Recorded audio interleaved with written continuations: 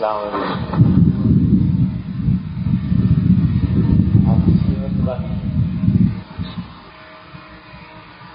ان کے بیٹھنے کی جگہ ہے تو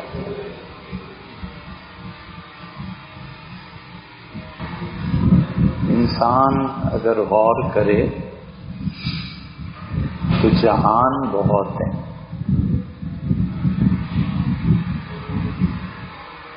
ایک یہ جہان ہے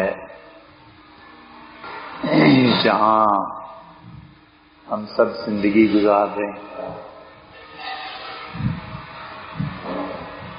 ایک آخرت کا جہان ہے جہاں جانا ہے. ایک دنیا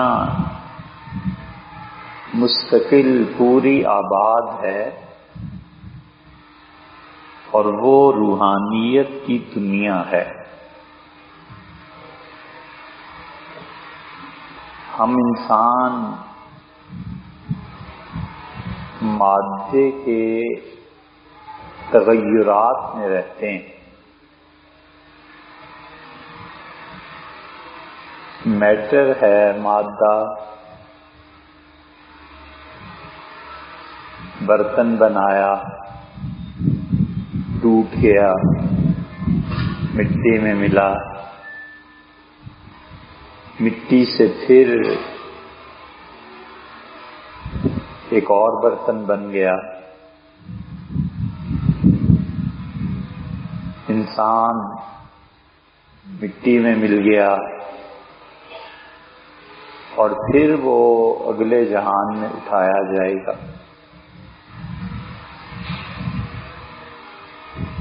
ایک مستقل دنیا آباد ہے جسے روحانیت کی دنیا بھی کہتے ہیں. اور انسان کی روح میں اللہ نے بے پناہ صلاحیتیں رکھی. اس روح میں بڑی قوت ہے. مسئلہ یہ ہے کہ یہ روح جسم کے تابع ہے اور انسان کا جسم روح کو استعمال کرتا ہے. مگر روح کی قوتیں بہت ہیں.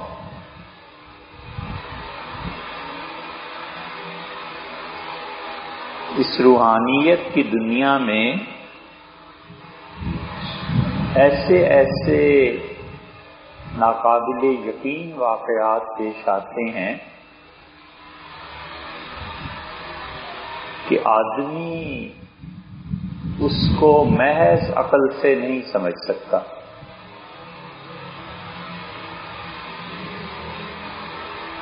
ایک ہمارا وجود ہے اور ایک اس وجود کا جسم مثالی بھی ہے. مثالی جسم کا مطلب یہ ہے کہ وہ ہم جیسے ہی ایک آدمی ہے اور یہ روح ہمیں زندہ رکھے ہوئے ہے اور اس میں بھی زندگی ہے. آپ یہاں موجود ہیں. آپ کا جسم مثالی ہو سکتا ہے کہ آسمان پر کہیں ہو اور یہ جو روح ہے اس کی طاقت اتنی زیادہ ہے کہ اس روح کی وجہ سے وہاں بھی زندگی ہو.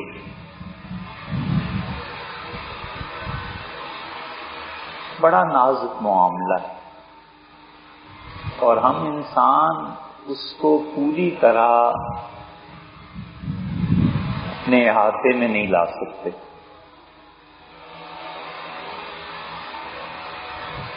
یہ جسد مثالی یا جسم مثالی روحانیت کی دنیا میں بہت کام کرتا ہے.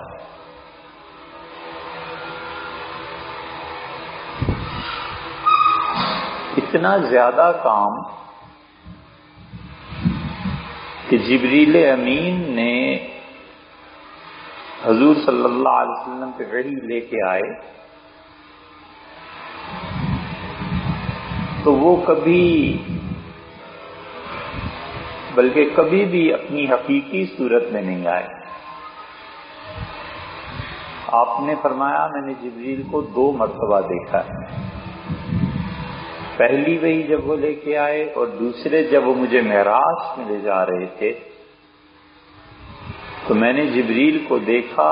فرمایا میرا خیال ہے 600 سے زیادہ پر تھے اس کے.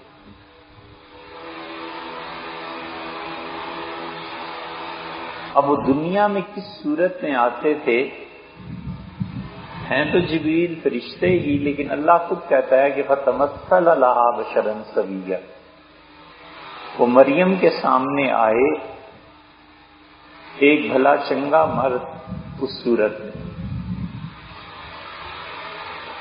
حقیقی جبرائیل. اور یہ جو حضرت مریم نے دیکھا ہے یہ ان کا جسم مثالی تھا.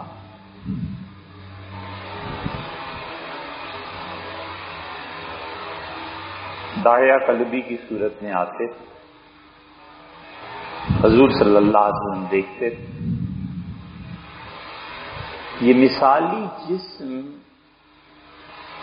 یہ روحانی دنیا کی ایک چیز ہے.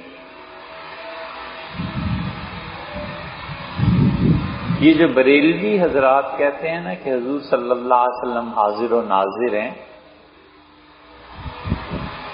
تو وہ حاضر و ناظر اس جسم مثالی کے اعتبار سے بھی کہتے ہیں. وہ کہتے ہیں حضور صلی اللہ علیہ وسلم اپنی جگہ پہ ہیں اور ان کی طرح کا ایک جسم وہ دنیا میں مختلف جگہ پہ ہوتا ہے، اور وہی روح ان کی اسی جسم میں کام کر رہی.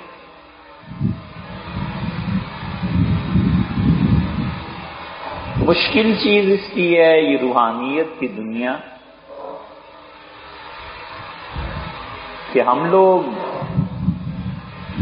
اس روحانی دنیا کے باشندے نہیں ہیں. ہم پر کثافت غالب آ گئی. ہم پہ دنیا مادہ بہت غالب آ گیا ہے.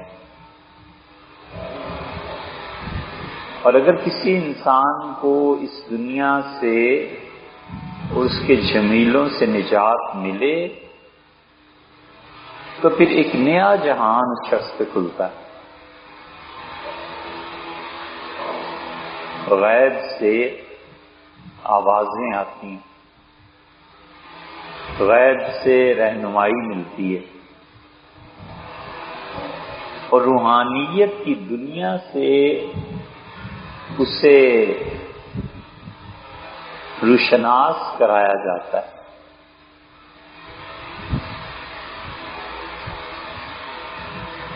یہ نگاہ ہے، نظر ہے، آسمان تک پہنچتی ہے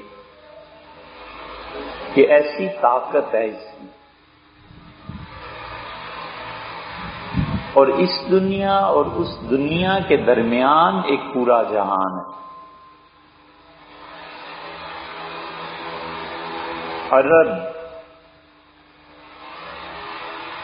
کہیں بھی 2 فردوں یا 2 چیزوں کے درمیان جو خلا پیدا ہوتا ہے اس کو برزخ کہتے ہیں. یہ تو لغت کا ترجمہ ہے.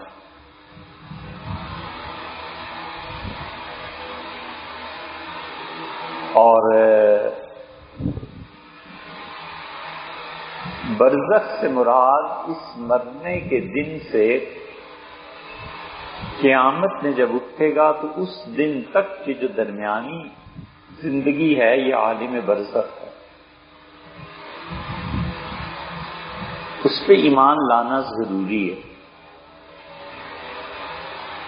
یہ نہیں ہوتا کہ آدمی مرے اور قبر میں گیا اور پھر سیدھا جنت میں. اللہ اگر چاہتا تو دنیا میں بچے ایسے ہی آ جاتے، اللہ کے لیے کیا مشکل تھی. لیکن اس نے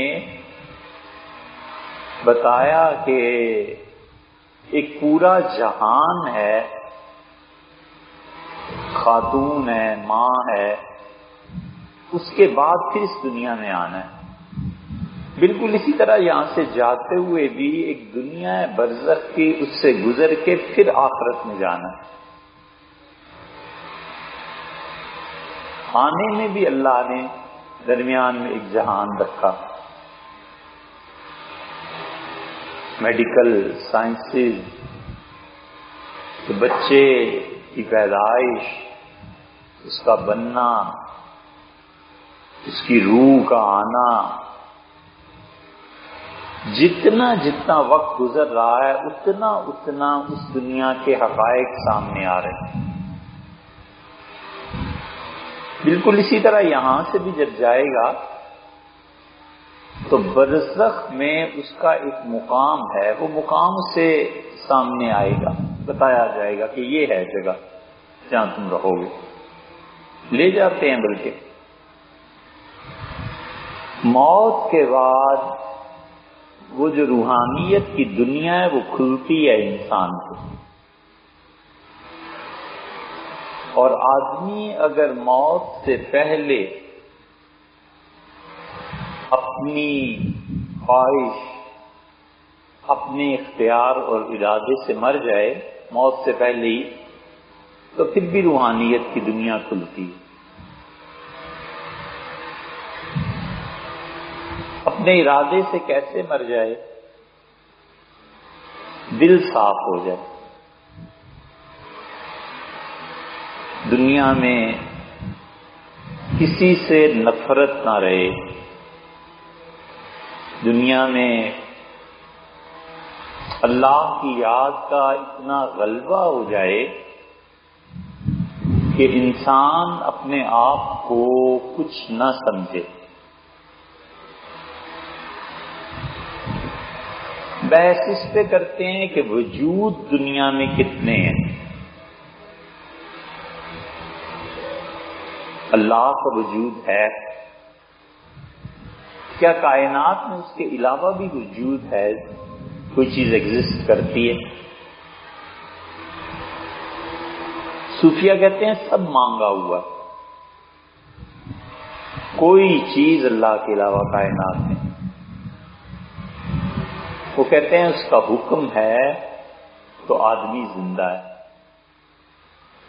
اس کا حکم ہے تو بلڈنگ کھڑی ہے، اس کا حکم ہے تو زمین چل رہی ہے۔ اگر یہ حکم بیچ میں سے نکل جائے تو بلڈنگ گر جائے، آدمی مر جائے، تو وجود کس چیز کا ہوا؟ قرآن کریم میں بھی اللہ نے فرمایا ایک جگہ کہ جو لوگ اللہ کو نہیں مانتے، اللہ تعالیٰ نے فرمایا اولم یکف بربک، تیرے پروردگار کے ہونے کے لیے کیا لوگوں کو سمجھ نہیں ہے کہ انہ علی کل شیء شہید، دنیا کی ہر چیز کا گواہ وہ ہے۔ ہر چیز جس کا وجود ہے یہ اسی لیے ہے کہ اس کا وجود ہے، اگر اللہ ہی نہیں ہے تو تمہارا وجود کہاں سے؟ اسی لیے قرآن جب چیلنج کرتا ہے تو بہت لاجواب باتیں کہتا ہے۔ تم کہتے ہو میں نہیں ہوں، اچھا مانا میں نہیں ہوں۔ جب کسی شخص پہ موت آتی ہے تو اس وقت تم جو اس کے پاس کھڑے ہوتے ہو، اقرب، ہم تم سے زیادہ اس مرنے والے کے پاس اس وقت ہوتے ہیں۔ اور پھر چیلنج جو کیا ہے کہتا ہے کہ ترجعونہا ان کنتم صادقین، اگر میرا وجود نہیں ہے تو اس موقع پہ روح کو جسم میں رہنے کے لیے کرو جو کرنا ہے۔ ایسا چیلنج ہے کہ دنیا میں کوئی اسے بیٹ کر ہی نہیں سکتا، چیلنج ختم ہی نہیں ہو سکتا۔ اللہ کہتا ہے اگر میں نہیں ہوں نا تو جو مر رہا ہے تم سے زیادہ، تم جو پاس کھڑے ہو تم سے زیادہ میں اس کے قریب ہوتا ہوں۔ ترجعونہا، اس روح کو اب روک لینا۔ کہتا ہے کوئی نہیں روک سکتا، اس لیے ایک ہمارا فیصلہ ہے۔ اس لیے وہ جو دنیا ایک ہے اس کو نہ ماننے کی بجائے آدمی کبھی اس کا تجربہ کرے، لیکن شرط یہ ہے کہ دنیا کی محبت سے دل پاک ہو جائے، اتنا تعلق دنیا سے رہے جتنی ضرورت، بس اس سے زیادہ نہیں، تو پورا ایک جہان کھلتا ہے، اور ایسے کھلتا ہے کہ کوئی آدمی اس کی تعبیر کر نہیں سکتا، نہیں پہنچ سکتا اس کی حقیقت پر۔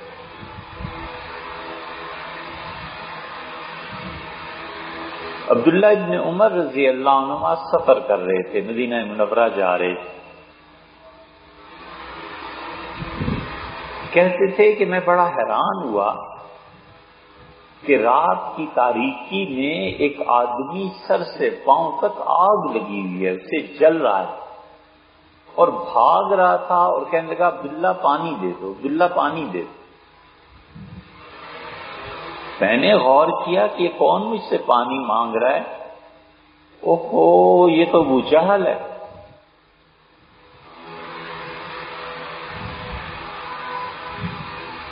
انہوں نے آ کر رسول اللہ صلی اللہ علیہ وسلم کو بتایا کہ سر سے پاؤں تک آگ ہی آگ تھی، اور اس نے کہا کہ عبداللہ پانی دے دو، تو آپ نے فرمایا قیامت تک بس یہی حشر رہے گا۔ یہ عالم برزخ ہے، اس عالم برزخ میں جس کا جو مقام ہے وہ کبھی کبھی اس دنیا میں دکھاتے ہیں کہ یہ ہے، دیکھنے والی آنکھیں نہیں رہیں،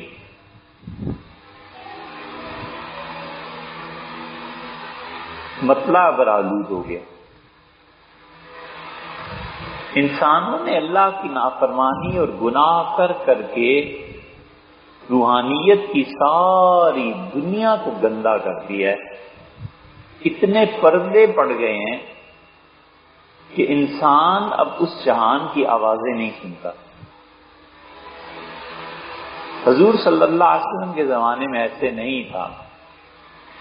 حضرت عبداللہ ابن مسعود رضی اللہ عنہ کہتے تھے کہ کھانا گرم رکھا جاتا تھا اور کھانا جو اللہ کی تسبیح بیان کرتا تھا ہم سے اپنے کانوں سے سنتے تھے۔ کھانا اب بھی تسبیح بیان کرتا ہے، اب بھی اللہ کو یاد کرتا ہے، مگر ہمارے کان جو ہیں ان میں روئی دنیا کی ایسی ٹھس گئی ہے کہ ہمیں اب اس کی تسبیح سنائی نہیں دیتی۔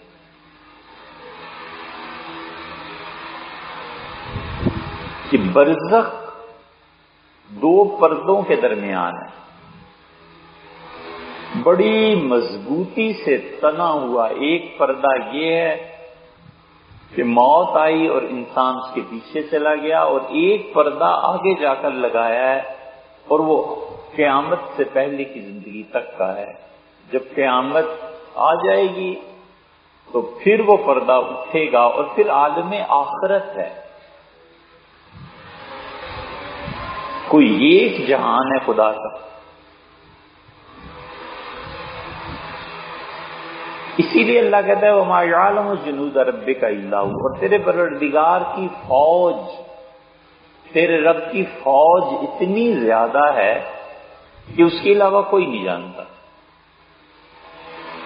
شہنشاہ ہے، بادشاہ ہے، تو اس کی فوج بھی ہے۔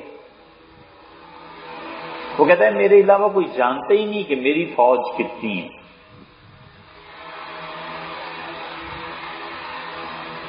سکندر اعظم پتہ نہیں، لیکن کہتے ہیں کوئی 20 لاکھ آدمی اس نے مروائے تھے، دنیا فتح جو کرنی تھی۔ تو جتنے بھی آدمی مرے ہوں، جتنوں کو بھی اس دنیا سے ہاتھ دھونے پڑے ہوں، لیکن یہ بادشاہ کی خواہش ہے مرا کیسے؟ یہ مسلسل تاریخ میں پچھلے زمانوں سے چلا آیا ہے کہ مچھر نے کاٹ لیا، بخار شروع ہو گیا،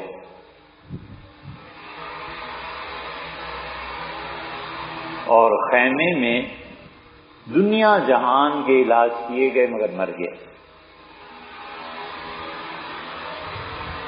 یہ مچھر بھی خدا کی ایک فوج ہے۔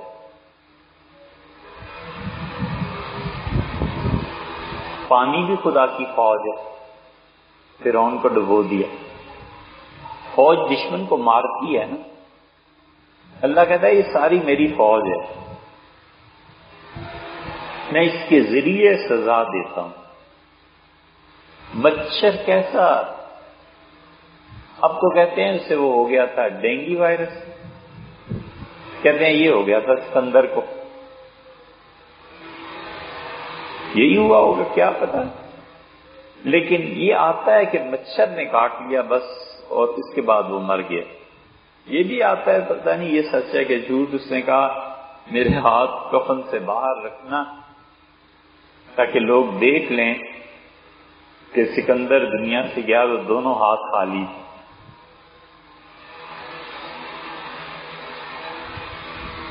بہت علاقے اس نے فتح کیے، مگر انجام کیا ہوا؟ یہ مچھر بھی اللہ کی فوج ہے۔ اسی لیے وہ کہتا ہے میری فوج اتنی بڑی ہے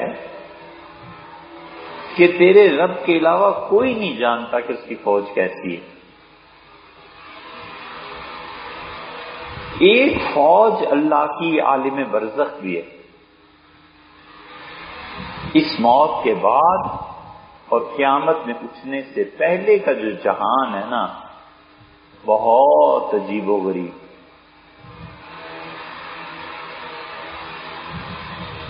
ایسا تنا ہوا پردہ ہے کہ اس عالم کی خبر ادھر نہیں آنے دیتے، ہاں جب چاہیں تو پھر آنے دیتے ہیں، اور اس جہان کی خبریں وہاں پہنچتی ہیں۔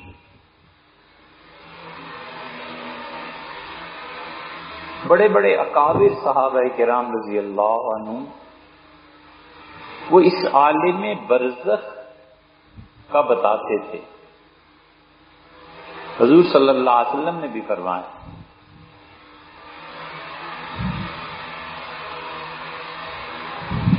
آدمی کے اعمال اس عالم برزخ پر بھی اثر انداز ہوتے ہیں۔ دنیا میں نیکی کر کے چھوڑ گیا، عالم برزخ میں اس کی ترقی ہے، اور گناہ کر کے چھوڑ گیا تو عالم برزخ میں اس کا عذاب بھی۔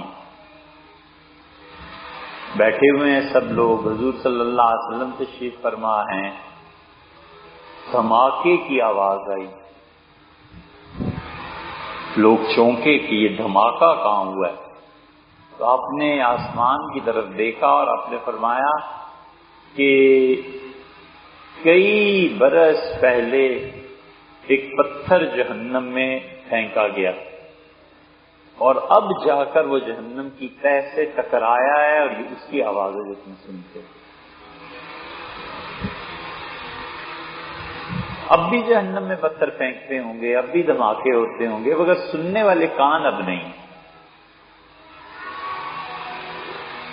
چاند نظر نہیں آیا، مطلع برآلود ہو گیا، یہی کہتے ہیں۔ ویژن کلیئر نہیں ہے، پائلٹ جہاز نہیں اڑاتا، دھند ہے، نظر نہیں آتا۔ دھند اب تو اتنی چھا جاتی ہے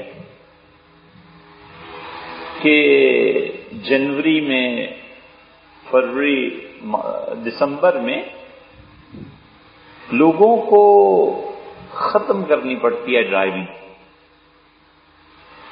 کہ اتنی دھند آ گئی ہے کہ اب ڈرائیونگ نہیں ہو سکتی۔ ہماری آنکھوں کے سامنے دھند ہے، کانوں پہ بھی۔ اگر یہ دھند درمیان میں سے اٹھا دی جائے اور روحانیت کی حرارت اور گرمی اس دھند کو جلا دے تو اب بھی عالم برزخ میں سے لوگوں کو چیزیں پہنچیں. ہمیں اس لیے نہیں پہنچتی کہ ہم نفرتیں اور گناہ کر کر کے اپنے حواس کو بیکار کر دیتے.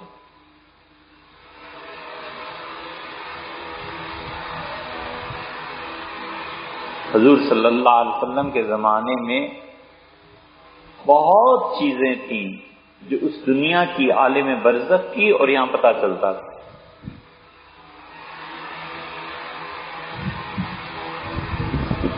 حضرت ابو سعید خدری رضی اللہ عنہ یہ مکثرین میں سے ہیں، یعنی ان صحابہ رضی اللہ عنہ میں سے جنہوں نے ہزاروں کے حساب سے حدیث بیان کی. حضرت عائشہ رضی اللہ عنہا ہیں، یہ حضرت ابو ہریرہ ہیں، یہ بھی انہی میں سے ہیں.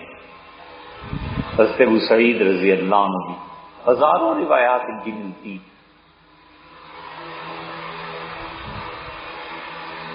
جہاں رہتے تھے وفات کے بعد کسی کے پاس آئے خواب میں اور اسے کہا کہ یہ جو برزخ ہے اس عالم میں یہ جو تم کفن پہناتے ہو ہم لوگ فخر کرتے ہیں کہ کس کا کفن اچھا ہے، تو میرا کفن اب بوسیدہ ہو گیا ہے، تو محلے میں فلاں جو ہے وہ مرنے والا ہے کتنے دن بعد، تو اس کے کفن میں ایک کفن رکھ دینا، میں اس سے لے لوں گا. جسے خواب دیکھا وہ حیران کہ یہ کیا ہے، اور واقعی اس دن وہ مر گیا جس نے مرنا تھا. تو انہوں نے ایک کفن ساتھ رکھ دیا. انہوں نے کہا تو سعید رحمۃ اللہ علیہ رضی اللہ عنہ آئے تھے، یہ فرمایا تھا یہ کفن تک پہنچے. بہت چیزیں ایسے ہی پہنچتی ہیں.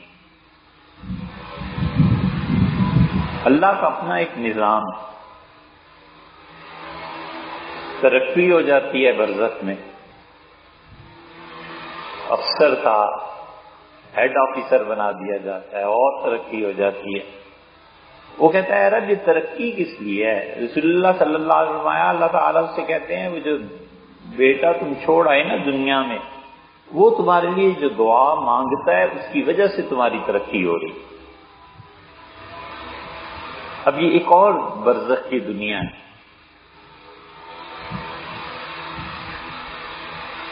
یہ ساری باتیں سمجھ میں آتی ہیں جب آدمی کو اس روحانیت کی دنیا سے مناسبت ہو جائے تو پھر پتہ چلتا ہے کہ کیا ہو رہا ہے.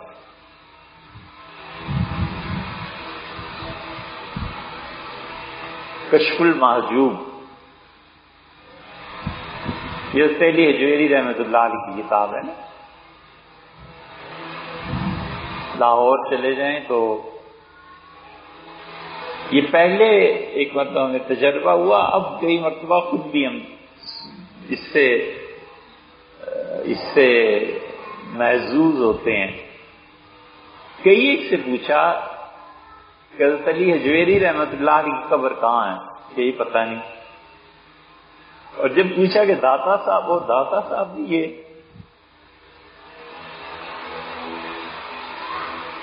حالانکہ اتنی عقیدت اور محبت ہونے کے باوجود ان سے لوگ پڑھتے نہیں. اللہ تعالی بلند درجے دے. شفیع صاحب تھے ایک محقق، بہت تحقیق ختم تھی اس آدمی. انہیں لاہور کے ہی تھے. تو شفیع صاحب نے ایک زمانے میں بیڑا اٹھایا کہ کشف المحجوب کا متن جو ہے وہ ایڈٹ کرے. بڑے نسخے انہوں نے جمع کیے کہ حضرت نے جو اصل کشف المحجوب لکھی ہے وہ ایڈٹ کریں، کہاں کہاں کتابت کی کوئی غلطی ہے یا کچھ ہے. انہیں سمرقند کے نسخے کی تلاش تھی کہ سمرقند میں ایک نسخہ تھا سب سے اچھا، وہ کہاں گیا؟ ان کے والد یا کوئی عزیز ان کی لائبریری تھی، کہتے تھے سمرقند کا نسخہ مجھے تلاش کرنا تھا، مل نہیں رہا تھا، تو میری جو حضرت سے محبت اور تعلق تھا، ایک دن اسی فکر میں سو گیا کہ وہ کتاب کہاں گئی سمرقند کا نسخہ۔ تو حضرت علی جویری رحمت اللہ علیہ کل حضرت علی جویری رحمت اللہ علیہ خواب میں آئے اور مجھ سے فرمایا فلاں کمرے میں جاؤ جس کوٹھی میں رہ رہے ہو، اس میں دروازے کے پیچھے جو الماری لگی ہوئی ہے سمرقند کا نسخہ وہاں پڑا۔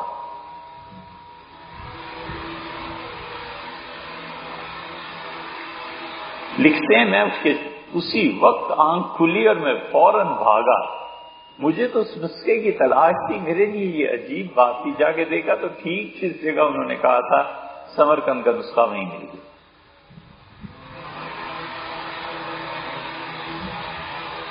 یہ چیزیں سامنے آتی ہیں، کل پڑھیں گے۔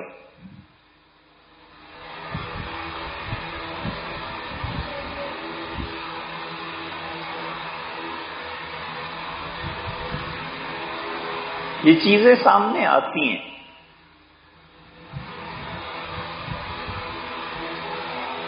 حضرت تھانوی رحمت اللہ علیہ کے دانتوں میں تکلیف ہو گئی، حضرت تھانوی رحمت اللہ علیہ بہت مزاج میں بھی کچھ نزاکت تھی اور حساس طبیعت کی، بہت زیادہ نظم و ضبط، پابندی اوقات کی۔ تو بتایا گیا کہ لاہور میں ایک ڈاکٹر صاحب ہیں اور دانتوں کا علاج کرتے ہیں، لاہور کا ارادہ فرمایا۔ آخری زمانے میں حضرت رحمت اللہ سفر بالکل چھوڑ دیا تھا۔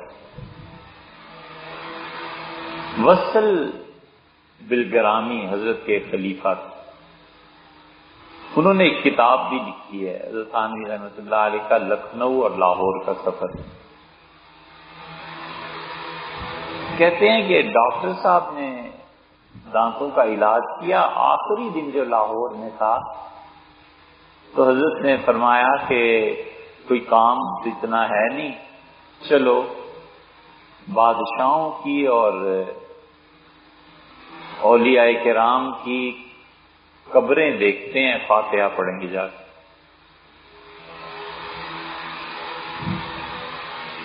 تو جہانگیر کے مقبرے سے نکلے، حضرت تھانوی رحمت اللہ نے فرمایا کہ عجیب دنیا ہے، بادشاہ مرے ہوئے فقیر نظر آئے، آخرت کچھ نہیں ہے ان کے پاس۔ اور جب حضرت علی جویری رحمت اللہ علیہ کے مزار سے نکلے تو مجھ سے فرمایا بھئی بڑے مضبوط آدمی ہیں، بڑے صاحب نسبت ہیں، اللہ کے ہزاروں فرشتے ہاتھ باندھ کے کھڑے۔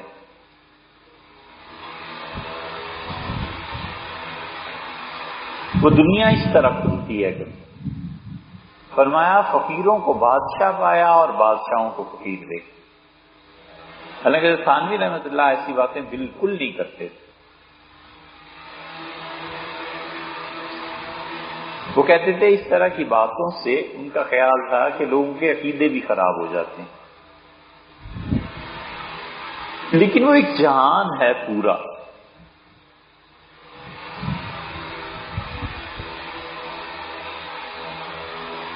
اور اس میں ترقی ایسے ہوتی ہے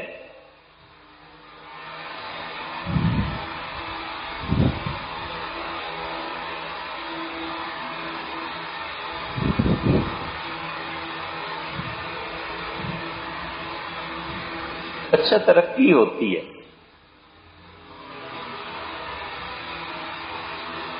صحابہ کرام رضی اللہ عنہ یہ چیزیں حضور صلی اللہ علیہ وسلم کو بتاتے تھے.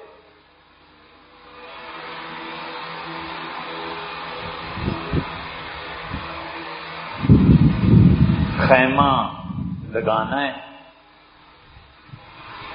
اور چوبیں جو خیمے کی کیل ہوتے ہیں لکڑیاں، اب وہ لکڑی زمین میں ٹھوک رہے ہیں اور جب ذرا سا گہرا کیا اس کو تو وہاں سے زمین سے سورہ ملک پڑھنے کی آواز آنے لگی. یہ گھبرا گئے. حضور صلی اللہ علیہ وسلم نے کہا اللہ کے رسول وہاں تو کوئی سورہ ملک پڑھ رہا ہے، 29ویں پارے کی پہلی سورت. اس سورت میں بڑی تاثیر ہے. قبر کے عذاب سے جتنا یہ سورت آدمی کو نجات دیتی ہے کوئی چیز نہیں نجات دیتی. اس عالم برزخ میں عذاب بھی آتا ہے. حضور صلی اللہ علیہ وسلم نے فرمایا کہ جب عذاب آتا ہے تو سر جو ہے وہ اس عذاب کو روک دیتی ہے کوئی نیکی. اور آپ نے فرمایا جب الٹے ہاتھ کی طرف سے عذاب آتا ہے تو روزہ اسے روک دیتا ہے. اسی لیے فرمایا کہ الصوم جنہ، روزہ ڈھال ہے. جب آدمی لڑتے تھے پہلے تو دائیں ہاتھ سے تلوار سے مارتے تھے اور بائیں ہاتھ میں ڈھال رکھتے تھے. تو اس لیے رسول اللہ صلی اللہ علیہ وسلم کیسی بات فرمائی، آپ نے کہا کہ بائیں طرف سے عذاب آتا ہے تو ڈھال روک دیتی ہے. دائیں طرف سے آتا ہے تو فرمایا کہ نماز روک دیتی ہے. سر کی طرف سے آتا ہے تو قرآن روک دیتا ہے. اس لیے کہ اللہ کا پاک کلام ہے ہی ایسی چیز کہ سر آنکھوں پہ رکھی جانے کی ہے. تو جو دنیا میں پڑھتا رہا سر کی طرف سے عذاب رک جاتا ہے. اور فرمایا پاؤں کی طرف سے عذاب آتا ہے تو زکوٰۃ روک دیتی ہے. اس لیے کہ پاؤں کو زکوٰۃ سے مناسبت ہے نا، چلے پھرے گا، کوئی محنت کرے گا، پیسے کمائے گا تو ہی تو زکوٰۃ آئی. کیسی منطقی باتیں بیان فرمائیں کہ پاؤں کی طرف سے جب عذاب آتا ہے تو زکوٰۃ روک دیتی. یہ سب چیزیں اس جہان کی ہیں جہاں تک رسائی ہوتی ہے، مگر جب ہم اپنے حواس کو صاف کر لیں. کہتا ہے سنائی نہیں دیتا، دوسرا کہتا ہے کان صاف کراؤ. نظر نہیں آتا، کہتے ہیں اندھے ہو اینک لگاؤ. روحانیت کی دنیا میں بھی ایسے ہی ہے.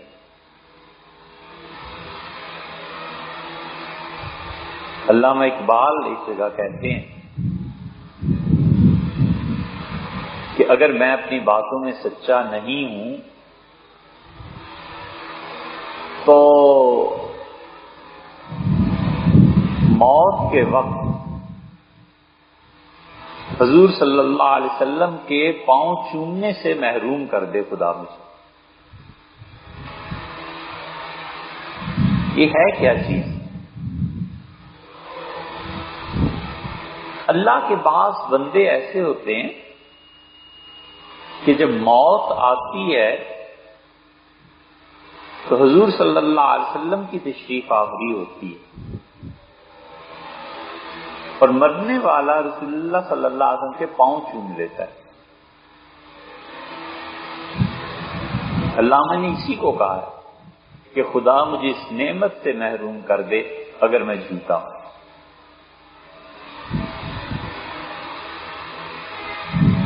شاہ یعقوب صاحب مجددی رحمت اللہ علیہ، حضرت مجدد الفسانی رحمت اللہ علیہ کی اولاد میں بھوپال میں اب تک خانقاہ ہے.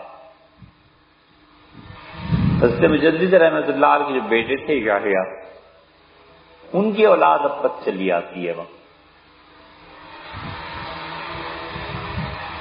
شاہ یعقوب صاحب مجددی رحمت اللہ علیہ کے جو والد تھے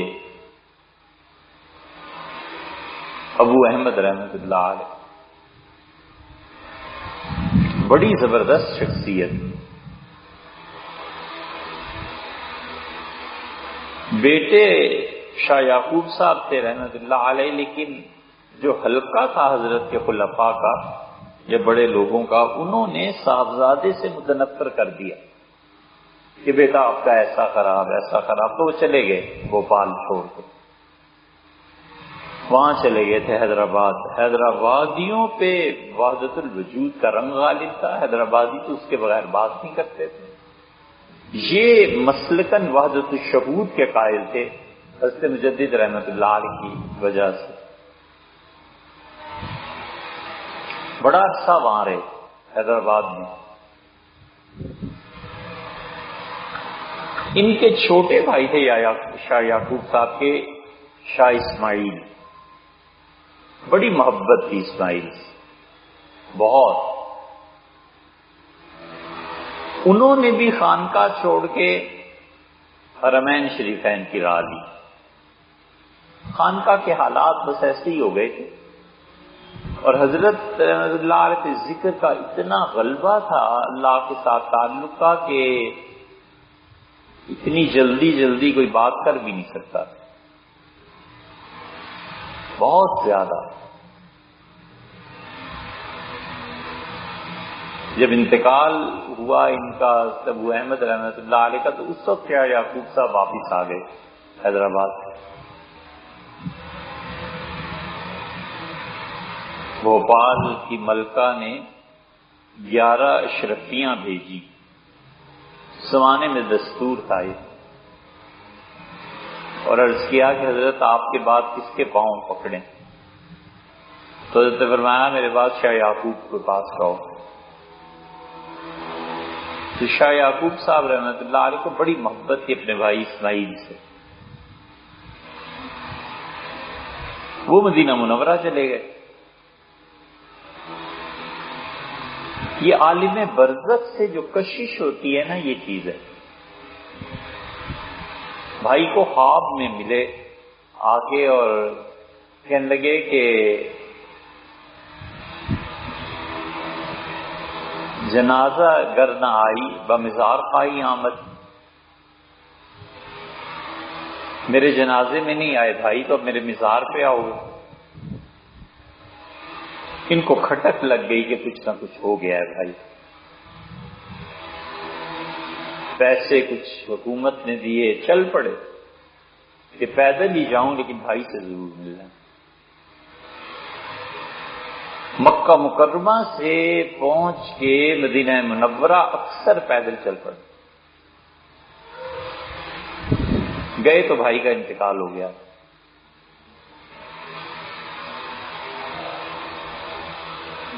فرماتے تھے کہ والد کا جب انتقال ہوا تو والد میرے لیٹے ہوئے ہیں اور مسلسل روتے رہے، بس آخر میں اتنا فرمایا ایسی جیسے کوئی چیز آئی ہے، انہوں نے اٹھنے کی کوشش کی اور اتنا فرمایا کہ کہاں پاؤں مبارک اور کہاں میرا ناپاک وجود، یہ ناپاک سینہ۔ بہت چیزیں ملیں گی آپ کو ایسی۔ صوفیہ اسی لیے کہتے ہیں کہ آدمی کے حالات اگر ٹھیک ہوں تو رسول اللہ صلی اللہ علیہ وسلم آخری وقت میں ان کی تشریف آوری ہوتی ہے۔ شیعہ اس پہ بہت زور دیتے ہیں، ان کے اپنے بھی کچھ مقاصد ہیں، خیر اس کا کیا ذکر، مگر وہ بہت زور دیتے ہیں۔ وہ کہتے ہیں حضور صلی اللہ علیہ وسلم آتے ہیں۔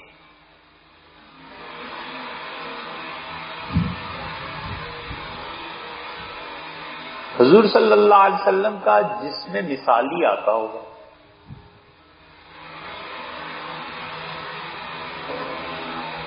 جبریل نبی کریم صلی اللہ علیہ وسلم کے سامنے بیٹھے ہوئے ہیں.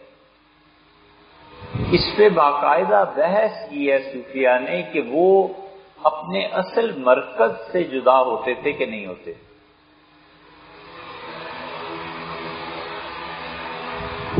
جبریل کا بھی ایک گھر ہے.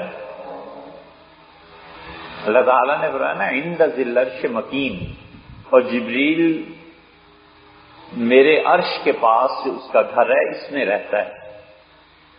مکین جو مکان میں رہے.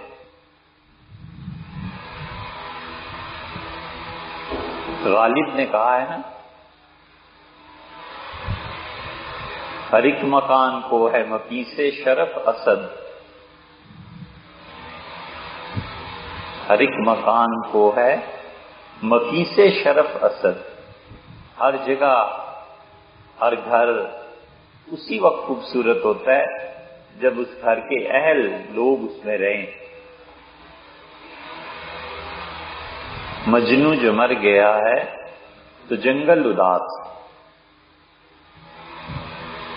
کہ جنگل میں رہتا تھا نا مجنو، اب مر گیا ہے تو جنگل اداس ہو گیا ہے کہ مجھے بسانے والا چلا گیا. ہر ایک مکان کو ہے مکی سے شرف اسد، مجنو جو مر گیا ہے تو جنگل اداس. جبریل کا بھی گھر ہے. اللہ کہتا ہے عند ذی العرش مکین، وہ میرے عرش کے پاس ایک گھر ہے جس میں وہ رہتا ہے. جبریل مطاعن، میرا بڑا ہی فرما بردار ہے. ثم امین، اور فرما برداری کے علاوہ جو کچھ ہم اسے کہتے ہیں وہ وہی پہنچا کے آتا ہے. ذی قوہ، اللہ کہتا ہے بڑی طاقت والا ہے جبریل. توبہ. واللہ اعلم یہ روایت صحیح ہے یا غلط، لیکن جن قوموں کو اللہ نے عذاب دیا اس میں سے ایک کے متعلق آتا ہے کہ جب جبریل نے پر مارا اس زمین پہ تو وہ اچھلی ہے زمین، حتیٰ کہ آسمان کے فرشتے کہتے تھے کہ ہم نے آسمانوں میں ان مرغوں کی آواز سنی جو اس بستی میں رہتے تھے. اس کے لیے وہ لکھا ہے کہ جبریل وہاں رہتے تھے، موجود ہوتے تھے. ان کے لیے وہ جگہ اور زمین حضور صلی اللہ علیہ وسلم جہاں تھے یہ سب برابر ہے.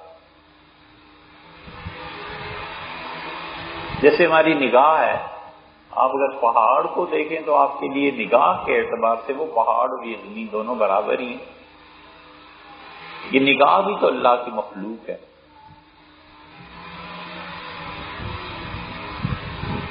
اس لیے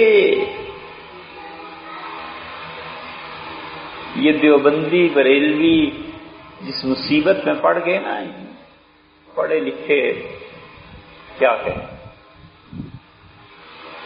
وہ کہتے ہیں حضور صلی اللہ علیہ وسلم کا جسم مثالی دنیا میں کئی جگہ پہ ہے اور سب میں ایک ہی روح کام کر رہی ہے اور وہ رسول اللہ صلی اللہ علیہ وسلم کی روح ہے. اس لیے عالم بیداری میں جس کو زیارت ہوتی ہے نا رسول اللہ صلی اللہ علیہ وسلم کی، جیسے ایک دوسرے کو ہم لوگ دیکھ رہے ہیں، تو کہتے ہیں اصل میں وہ جسم مثالی ہے اور اس جسم مثالی میں روح وہی کام کر رہی.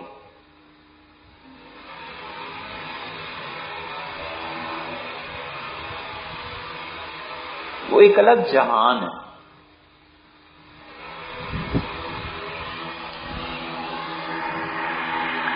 یہ سے ابی رضی اللہ عنہ کو پیش آ گیا تھا ایک معاملہ، اور ابی اتنے بڑے آدمی ہیں کہ حضور صلی اللہ علیہ وسلم نے بلایا، اور یہ جو سورت ہے لم یکن الذین کفروا من اہل الکتاب والمشرکین، فرمایا جبریل آئے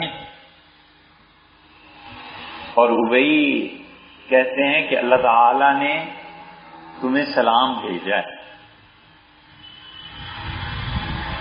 انہوں نے کہا سنیا، میرا نام لیا ہے اللہ نے.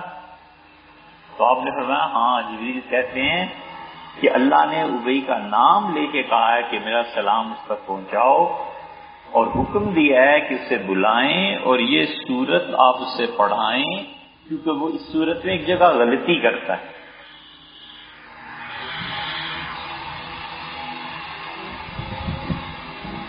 ابی رضی اللہ عنہ کو رسول اللہ صلی اللہ علیہ وسلم بلا کے وہ سورت سنی اور فرمایا یہاں یہ نہیں ہے۔ ان کو ایک مرتبہ یہ واقعہ پیش آیا کہ دل میں تردد پیدا ہوا کہ یہ خدا کا کلام بھی ہے کہ نہیں ہے قرآن۔ کہتے تھے میں رسول اللہ صلی اللہ علیہ وسلم کے پاس گیا اور آپ نے کچھ نہیں کیا، میں بیٹھا ہوا تھا، یہ بات عرض کر رہا تھا تو آپ نے زور سے ہاتھ میرے سینے پہ دے مارا، اور اللہ کی قسم میں پسینہ پسینہ ہو گیا اور مجھے لگا جسے میں اللہ کے عرش کے نیچے کھڑا ہوں۔ ایک ہاتھ مارا ہے، میری جان نکل گئی، بس کچھ نہیں۔ اور میں اٹھا اور میں نے کہا اللہ کے رسول کچھ نہیں رہا، کوئی شک نہیں رہا۔ اب یہ رسول اللہ صلی اللہ علیہ وسلم کا ہاتھ مارنا، جبریل امین کا آپ کو دبانا، یہ سارا ایک جہان ہے جہاں جس میں مثالی بھی ہوتا ہے۔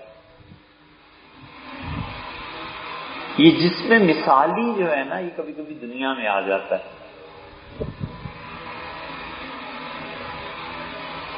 کئی لوگوں سے ہم سنتے ہیں ایسی باتیں بیان کرتے ہیں جو ان بیچاروں کی سمجھ سے آگے کی ہوتی ہیں، انہیں پتہ ہی نہیں ہوتا۔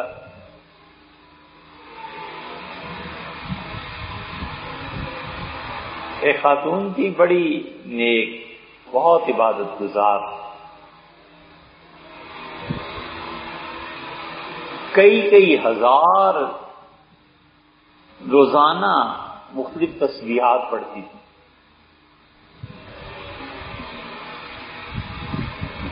تو کوئی خاندانی جھگڑا تھا، کہنے لگی کہ میں آپ سے جھوٹ نہیں کہتی لیکن خدا کی قسم کھا کے کہتی ہوں کہ رات ابا آئے تھے، میں لیٹی ہوئی تھی بستر پہ تو والد کھڑے ہو گئے آ کے، اور والد نے کہا یہ کیا تم نے جھگڑا مچا، شور بجا رکھا، جھگڑا اٹھا رکھا ہے، یہ فلانے کی یہ بات ہے،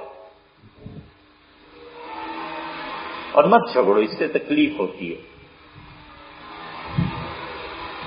تو کہنے لگی کہ میں تو اتنی بھیگی پسینے میں کہ جو گدا تھا وہ تر ہو گیا، اور جب میں اٹھنے کی کوشش کی تو ابا جا چکے تھے۔ سیدھی سادی بیچاری پڑھتی رہتی ہے تسبیحاں اور وظیفے، اسے کیا پتا کہ یہ جس میں مثالی تھا جو آیا۔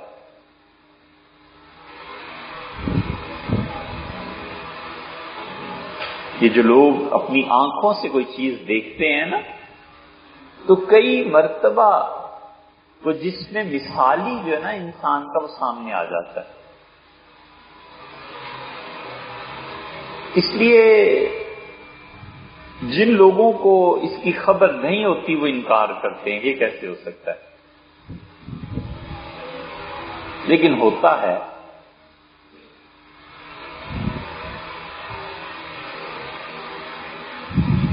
دیوبند میں حضرت شیخ الہند رحمۃ اللہ علیہ کے ساتھ کچھ لوگوں کا اختلاف ہو گیا۔ حضرت شیخ الہند مولانا محمود حسن رحمۃ اللہ علیہ تو اتنے عزیز تھے، حضرت قاسم نانوتوی رحمۃ اللہ علیہ کو گویا جان ہے ان کی، بہت محبت تھی، بہت شفقت، پڑھایا بھی۔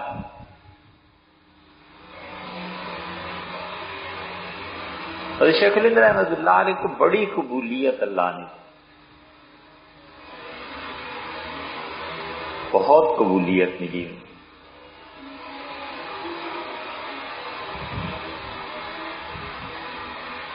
حضرت قاسم نانوتوی رحمۃ اللہ علیہ کے والد کا نام تھا اسد،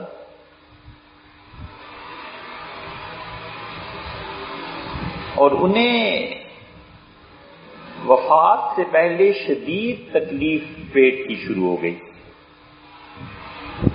اور اتنی زیادہ کہ ان کو چارپائی پہ لٹا کے اور درمیان کی باند جو تھی وہ کاٹ دی گئی اور گندگی گرتی تھی زمین پہ. تو سہنک ٹھیکرا یہ رکھ دیتے تھے، وہ گندگی سے بھر جاتا تھا، اٹھا کے شیخ الہند رحمۃ اللہ باہر پھینک آتے تھے. اللہ کو بس وہ چیز منظور تھی.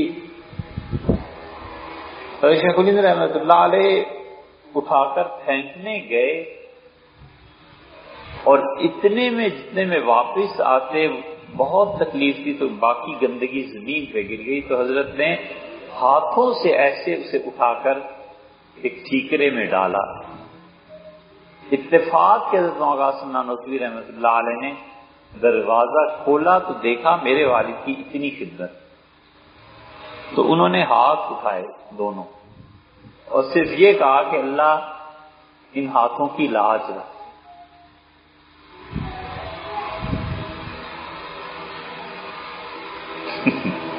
اللہ تعالیٰ نے ایسی لاج رکھی، وہ ہاتھ اٹھ گئے. بس کسی اتنی محبت ہے مجھ سے کہ میرے والد اور اتنا گندا مرض، اور اس کے باوجود تو صرف یہ کہا کہ اللہ ان ہاتھوں کی لاج رکھ. بڑا کام اللہ نے دیا. اور شیخ الہند رحمۃ اللہ نے ترجمہ کیا قرآن پاک کا، بہت بڑا احسان کیا انہوں نے. دیوبند میں اختلاف ہو گیا اور قریب تھا کہ حضرت شیخ الہند رحمۃ اللہ علیہ کو مدرسے سے چھٹی ہو جاتی. جن سے اختلاف ہوا وہ بزرگ ایک دن حضرت شیخ الہند رحمۃ اللہ کے گھر پہ پہنچ گئے. ہم نے دیوبند میں وہ گھر دیکھا ہے، چھوٹا سا ہے، ابھی تک محفوظ. اب پتہ نہیں شاید گرا دیا ہو یا کیا ہوا ہو، لیکن محفوظ سامنے دیکھا. تو شیخ الہند رحمۃ اللہ نے دیکھا کہ وہ بزرگ باہر آئے ہیں، تو انہوں نے سوچا کہ مدرسے سے تو اب چھٹی ہوئی میری. تو انہوں نے حضرت کے ہاتھ پکڑ لیے اور کہا کہ جو جھگڑا تھا وہ ختم. میں نے کہا حضرت کیا ہوا؟ تو انہوں نے کہا آج فجر کی نماز پڑھا کے اپنے کمرے میں آیا اور تمہارے استاد مولانا قاسم نانوتوی رحمۃ اللہ علیہ آ گئے. اور خدا کی قسم میں نے اپنی آنکھوں سے دیکھا اور مجھے اٹھنے کی ہمت نہیں ہوئی اور شدید پسینے شروع ہو گئے کہ حضرت کہاں آ گئے، ان کا تو انتقال ہو گیا ہے. تو مجھ سے فرمایا کہ خبردار جو محمود کو کچھ کہا. مجھے تکلیف ہوتی ہے. یہ جسم مثالی تھی. تو انہوں نے کہا بھیا معافی، ختم. تمہارے استاد جو ہیں وہ تمہارا بڑا خیال کرتے ہیں. یہ سب عالم برزخ ہے. اس سے جسم مثالی جو ہوتا ہے نا، اسی جسم مثالی کہتے کیوں ہے؟ اصل میں قرآن سے ہے. فتمثل لها بشرا سویا، اور مریم کے سامنے آیا اور اس نے روپ دھارا، ایک اچھے بھلے چنگے مرد کا. یہ تمثل ہے، روپ دھارنا ہے. جبریل حضور صلی اللہ علیہ وسلم کے سامنے آتے تھے، حضرت داحیہ رضی اللہ عنہ کی صورت. حتیٰ کہ حضرت عائشہ رضی اللہ عنہ کہتی ہیں کہ میں نے آپ سے ایک دن پوچھا کہ یہ داحیہ آئے تھے، کیا بات تھی؟ تو آپ نے فرمایا آپ تو جبریل تھے.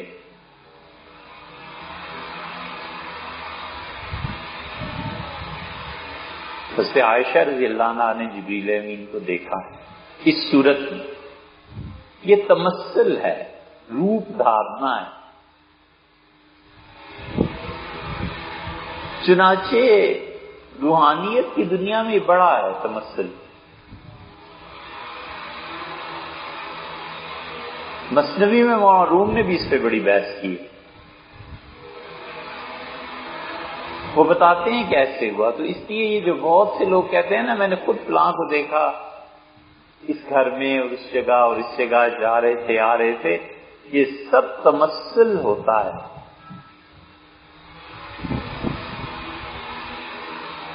منع کر دیتے ہیں کہ یہ کام مت کرو، حکم دیتے ہیں کہ یہ کام کرو، لیکن دنیا کی محبت نے ہم لوگوں کو اتنا اندھا اور بہرا کر دیا ہے کہ ہم اس جہان سے بالکل بے خبر ہو گئے.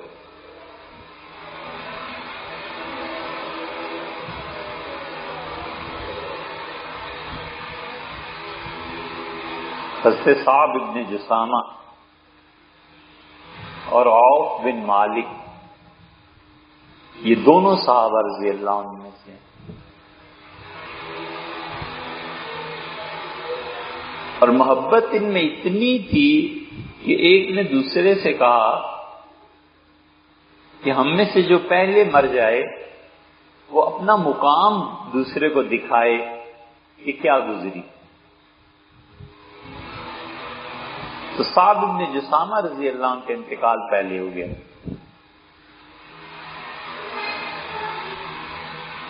عوف بن مالک رضی اللہ عنہ کہتے ہیں کہ مجھے انہوں نے خواب میں آ کے دکھایا کہ اللہ کے ہاں یہ ملا مقام.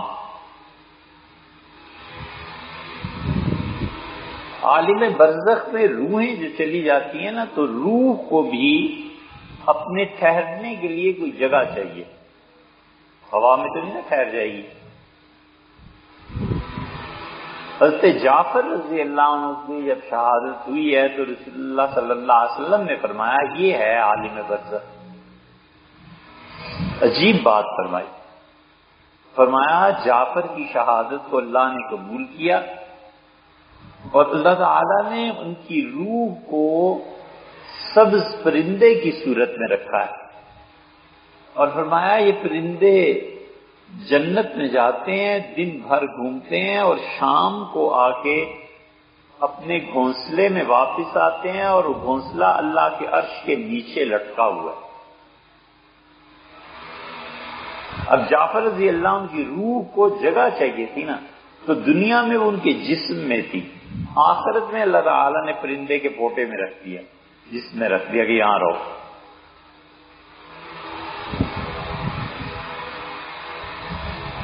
تو عوف بن مالک کہتے ہیں کہ مجھے اس نے دکھایا کہ اللہ نے یہاں رکھا ہے.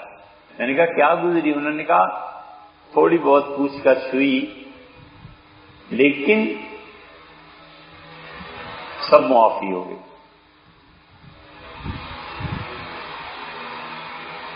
بڑے ڈرنے کی بات ہے. اللہ کا جو نظام ہے نا بہت بندھا ہوا ہے. لائف آفٹر ڈیتھ یہ ایک کتاب آئی، اب تو پرانی ہو گئی، 15 سال پہلے تقریباً آئی.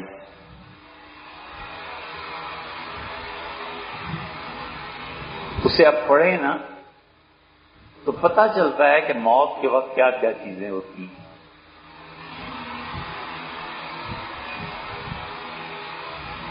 عجیب و غریب حالات.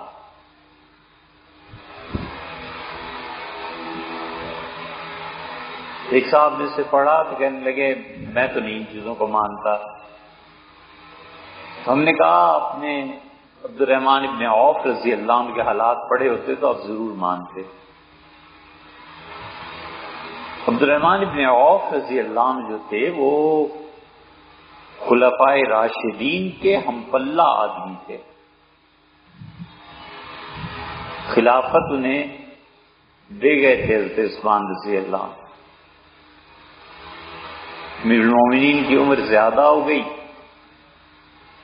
اور عثمان رضی اللہ عنہ نے وصیت لکھوائی اور جب اس پہ پہنچے کہ میں اپنی جگہ تو بے ہوشی طاری ہوگی.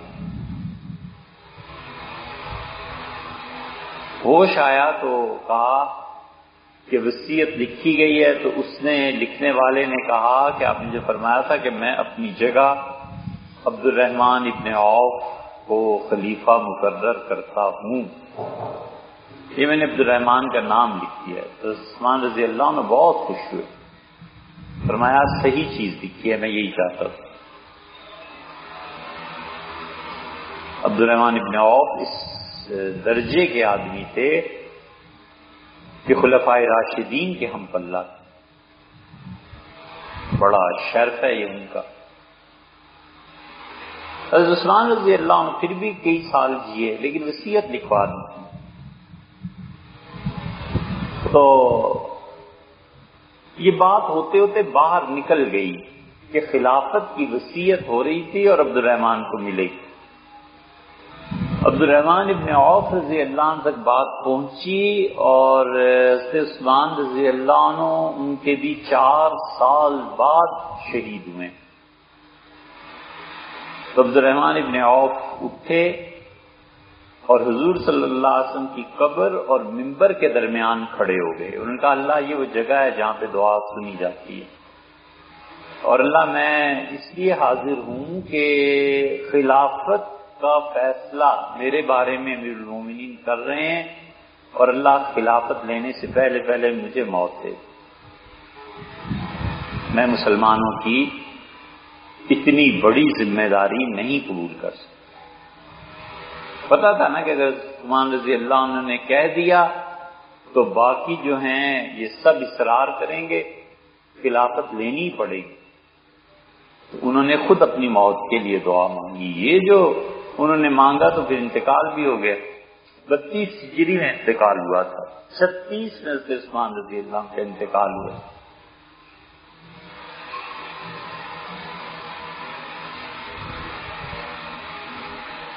سعد ابن ربیع کے پاس دفن ہوئے جنت البقیع میں. یعنی اس درجے کے آدمی تھے کہ وفات سے پہلے لوگوں نے کہا کہ آپ کو رسول اللہ صلی اللہ علیہ وسلم کے پہلو میں دفن کریں گے عمر اور ابو بکر کے ساتھ، 4تھی قبر آپ کی ہو. یہ بھی معمولی بات ہو رہی نہیں، مانے کا نہ یہ نہ کر.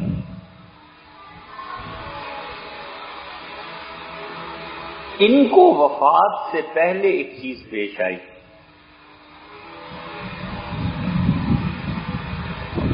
خاندان سارا جمع تھا اور ایسے لگا جس سے ان کی روح نکل گئی ہو، سکتے میں چلے گئے ہوں گے یا جو بھی ہوا ہوگا. تو عورتیں رونے لگی. جب ہوش آیا انہیں دوبارہ تو انہوں نے منع کیا، ان کا مت رو.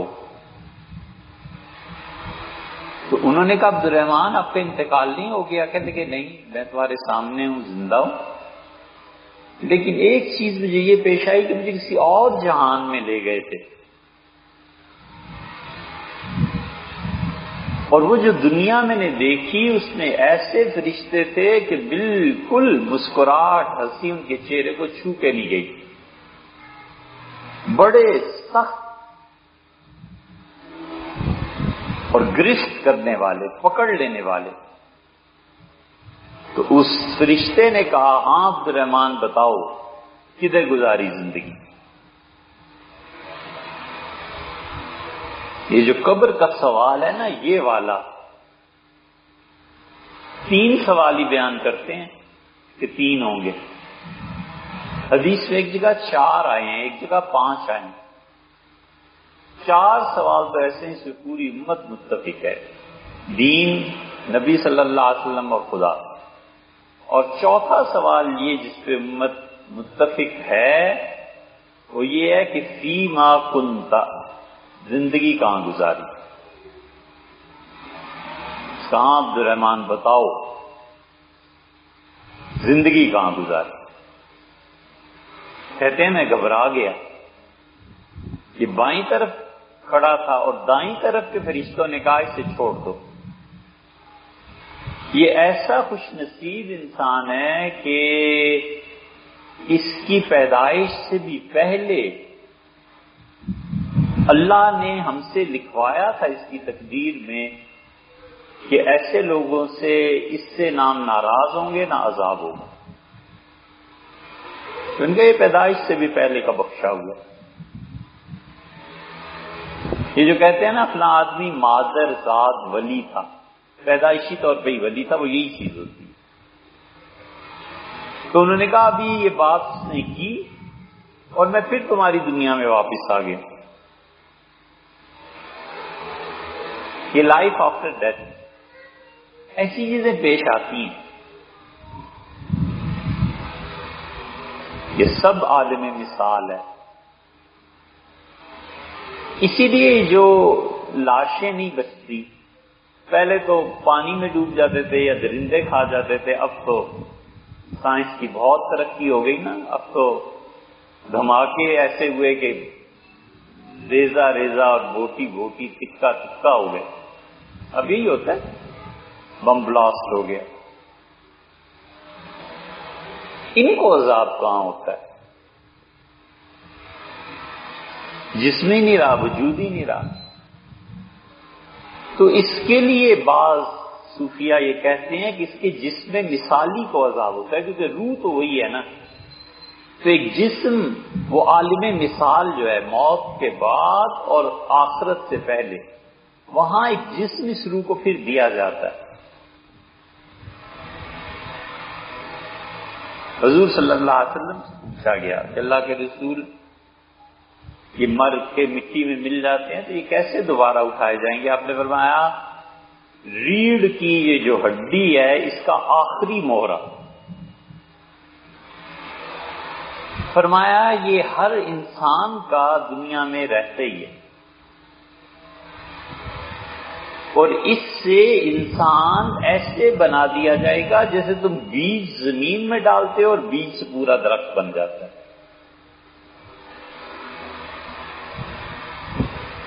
اب لوگ کہتے ہیں کہ اربوں افراد اور ہر ایک کی ریڑھ کا آخری مورا ہڈی کا، اس کا کوئی حصہ دنیا میں کہاں محفوظ رہا ہوگا. ہم کہتے ہیں کہ اب تو کہتے ہیں سائنسدان بھی کہ پوری دنیا کی 5 ارب اتنے 6 ارب آبادی اتنی سی شیشی میں بند ہو سکتی. تو یہ ماننے میں کوئی نہیں. مگر یہی بات رسول اللہ صلی اللہ علیہ وسلم کہیں تو پھر سوال اٹھتے ہیں کہ یہ کیسے ہوگا اور یہ کیسے ہوگا. ادھر کیوں نہیں تم سوال کرتے کہ یہ کیسے ہوگا؟ اس کا بھی تو انکار کرو.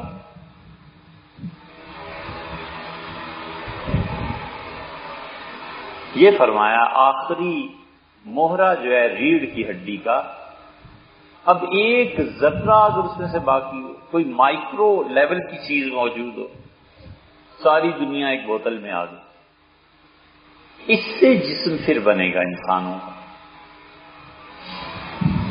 اس لیے جن لوگوں نے انکار کیا ہے نا کہ انسانی جسم پہ عذاب نہیں ہوگا یا انسانی جسم یہ نہیں ہوگا جو اب ہے، یہ بڑی گمراہی ہے.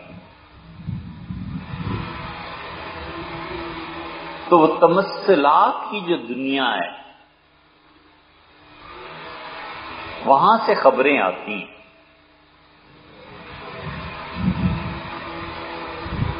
اور اس دنیا میں جب لوگ پہنچتے ہیں تو ایک دوسرے سے پوچھتے ہیں کہ فلاں کہاں گیا، فلاں کہاں گیا. اور جب وہ یہ کہتے ہیں کہ ہمارے تک نہیں پہنچا تو افسوس کا اظہار کرتے ہیں، شاید اس کا مطلب ہے کہیں اور پھینک دیا گیا. جہنم میں جو چلے جاتے ہیں، اللہ حفاظت فرمائے، وہ اس عالم برزخ میں چونکہ خود راحت اور آرام سے ہوتے نہیں تو وہ کسی کو کیا بتائیں کہ ہم کدھر گئے اور کدھر سے آئے. لیکن جو اس دنیا میں خوش رہتے ہیں وہ ایک دوسرے سے ملتے ہیں، پوچھتے ہیں، حالات بتاتے ہیں، احوال سارے وہاں پہنچ کے کھل جاتے ہیں.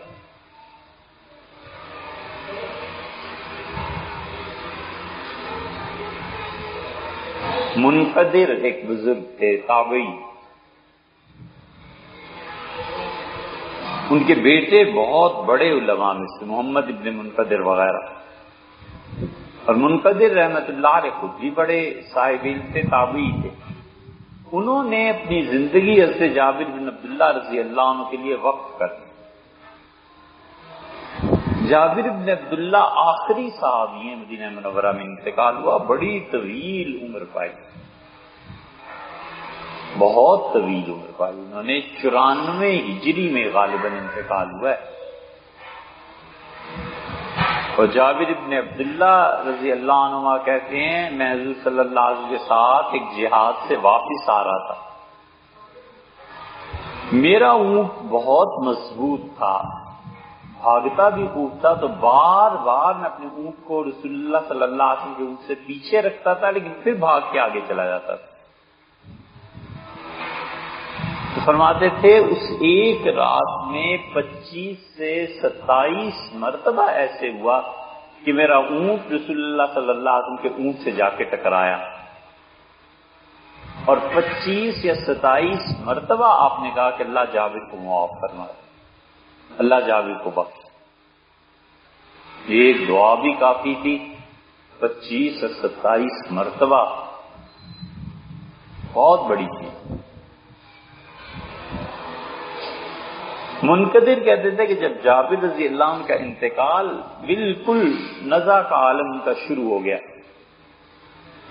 تو انہوں نے مجھ سے پوچھا کہ کوئی بات کہو، بس اب میں جاتا ہوں، کوئی بات ایسی جو تمہاری پوری کر سکوں. تو میں نے عرض کیا کہ حضور صلی اللہ علیہ وسلم کو میرا سلام کیجیے.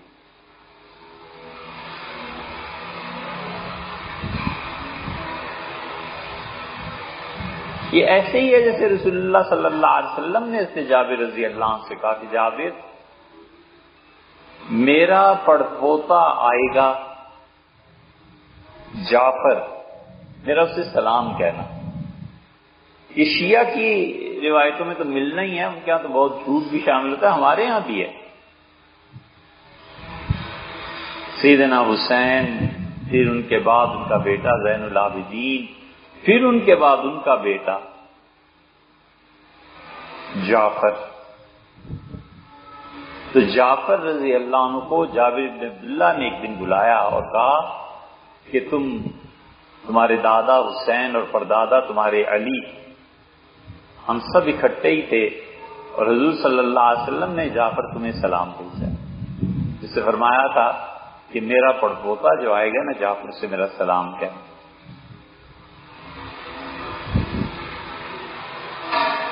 تو عالم برزخ میں جو ملاقاتیں ہوتی ہیں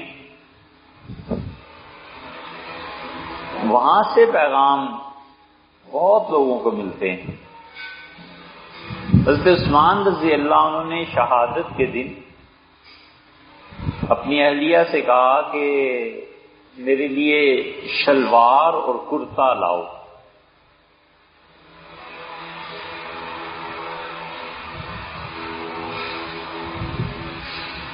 نائلہ ان کی اہلیہ لے آئیں. تو عرب سارے ہی تہمت باندھتے تھے خود حضور صلی اللہ علیہ وسلم کی ساری زندگی. تو بیوی نے پوچھا کہ کس وجہ سے آج شلوار اور کرتا پہن رہے ہیں؟ انہوں نے کہا ابھی فجر کے بعد میں سویا تھا اور رسول اللہ صلی اللہ علیہ وسلم اور ابوبکر اور عمر رضی اللہ عنہ یہ سارے تشریف لائے تھے. مجھ سے کہا کہ عثمان میری امت نے تمہیں بہت تنگ کیا ہے. تو میں نے شکایت کی، میں نے کہا آپ کے جو لوگ ہیں نا، یہ امتی جو آپ کے بعد آئے ہیں، انہوں نے مجھے بہت ستایا ہے. تو مجھ سے فرمایا کہ عثمان پھر ایسے ہے کہ روزہ تم نے رکھ لیا ہے تو میرے ساتھ افطار کرنا، میں جنت میں تمہارا انتظار کروں. تو بیوی کو کہا کہ اس کا مطلب ہے آج میں شہید ہو جاؤں گا، تو بے پردہ نہ ہو جاؤں، اس وجہ سے آج شلوار قمیص، یہ کرتا اور شلوار پہنے.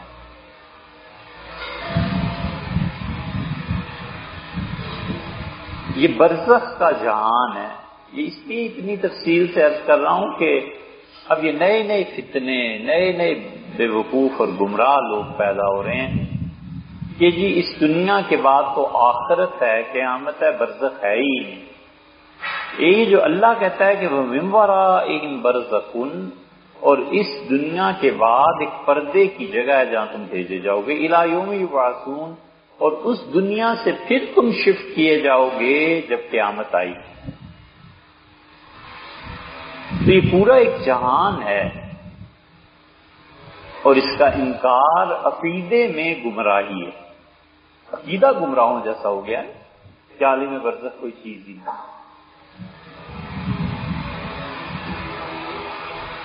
خود خبر نہیں، اور جن کو خبر ہے ان کی ماننی نہیں۔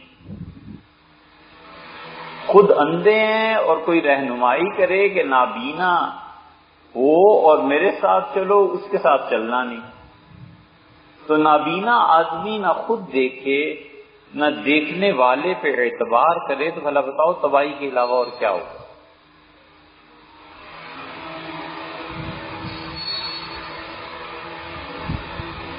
علامہ اقبال پہ بھی عالم برزخ کھلا،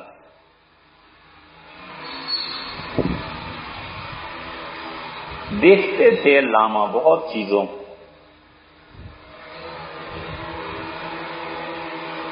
بتاتے نہیں تھے، اس لیے بھی نہیں بتاتے تھے کہ لوگ اس سطح کے تھے کتنے۔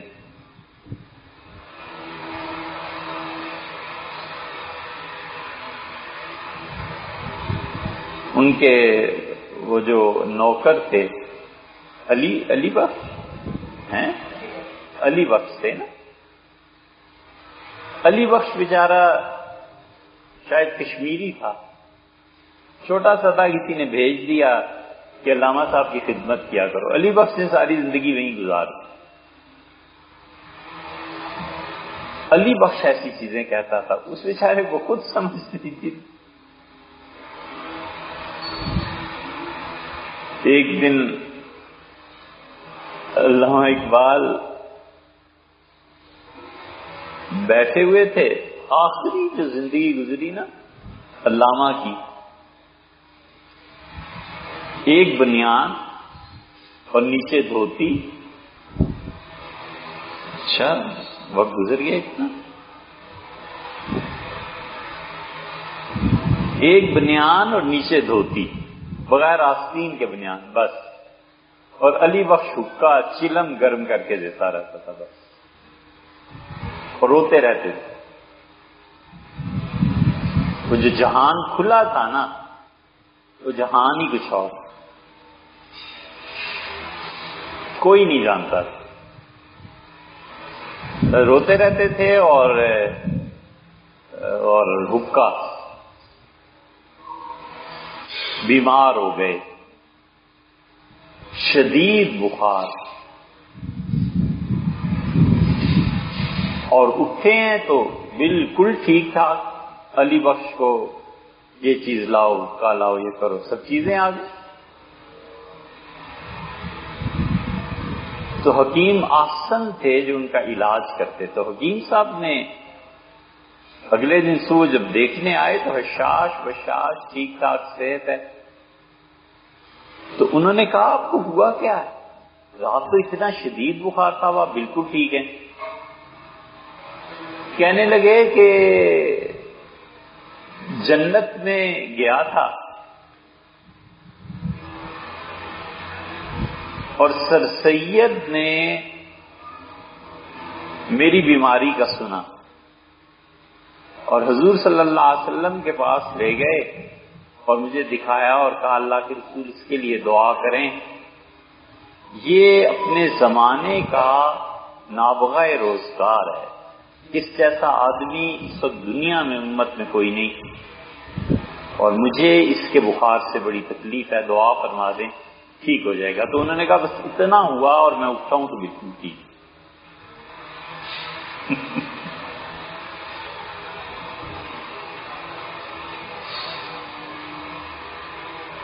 اب جی چاہتا ہے کبھی ہم سر سید پہ بیان، اس لیے کہ لوگوں نے سوائے سے کافر مرتد کہنے کے اور کچھ کہا نہیں، لیکن اس واقعے پہ خود علامہ نے نظم بھی کہی ہے، بانگ درار کہ وہاں دعا کی حضور صلی اللہ علیہ وسلم نے، میں ٹھیک ہو گیا۔ یہ ایک نئی دنیا ہے وہاں کی۔ اب عقل میں یہ آنے والی باتیں نہیں ہیں، اس لیے نہیں ہے کہ ایک چیز ہے خلاف عقل اور ایک ہے ماورائے عقل، دونوں میں فرق ہے۔ خلاف عقل بات ہو تو نہیں سمجھ میں آتی، ماورائے عقل ہو تو اس پہ اصرار نہیں کرنا چاہیے، عقل سے بلند تر بات۔ خلاف عقل اور چیز ہے کہ کسی کی عقل میں ہی نہ آئے، اور ماورائے عقل کا مطلب یہ ہے کہ عقل کے بعد ایک جہان ہے، اگر تم نہیں پہنچے ہو تو تمہاری عقل سے برتر ہے، آگے کی چیز ہے۔ خلاف عقل نہیں مانتا کوئی بھی، لیکن خلاف عقل ماننا نہ ماننا، اس بحث کو اتنا بڑھانا کہ جو ماورائے عقل ہے، جو عقل کی گرفت میں نہیں ہے، یہ تو نہیں ہو سکتا۔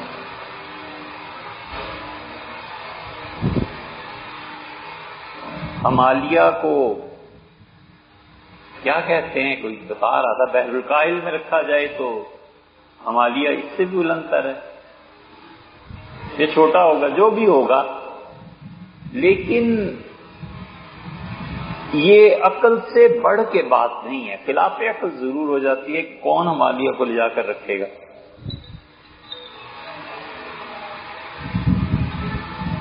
تو عقل کے خلاف چیزیں اور عقل کی گرفت میں نہ آ سکے چیزیں، دونوں میں فرق ہے۔ نگاہ کی گرفت میں آڑ کے بعد کی دنیا نہیں آتی، ایسے ہی ہے نا، نگاہ کی گرفت میں پردے آڑ کے بعد جو دنیا ہے وہ نہیں آتی، لیکن اس کے مطلب تھوڑی کہ اس کے بعد دنیا ہی کوئی نہیں، اس کے بعد بھی ایک جہان ہے۔